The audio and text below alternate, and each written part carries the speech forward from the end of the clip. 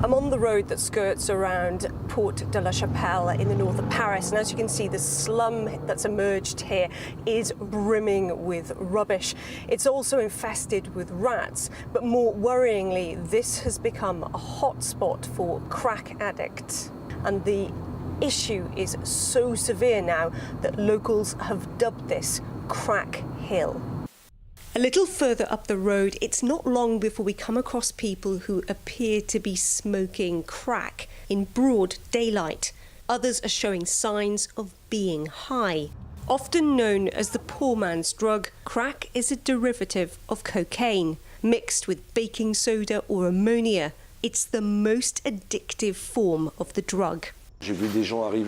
I've seen people come here, and after 6 months, they look like the walking dead. They've lost 15 kilos. It's really hell for everyone. Al-Shisha Najim has lived here for 12 years. He says that while Porte de la Chapelle has had a history of drug problems, it's now spiralled out of control. Today, the situation in Porte de la Chapelle is catastrophic. The authorities have let the place turn into a slum full of crack addicts.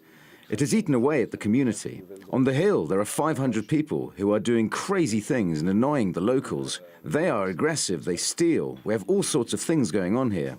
About 5 years ago, there were around a dozen of them. We knew who they all were. But today it's 500, and the state has completely abandoned everyone. Stuck in traffic, we see some men demanding money from drivers. They claim it's for food, but locals say the money goes on drugs. And despite a continuous police presence, nothing seems to change. Some officials are now claiming this is the crack capital of France. The scale of the problem is such that Porte de Chapelle is the biggest selling point and consumer of crack in France. There are now demands for an emergency plan to be instigated to combat the problem. So far, those cries have not been heeded by the government nor the local authorities.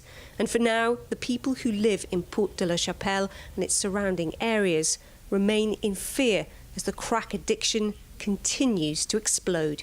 Charlotte Dubinsky, RT, Paris.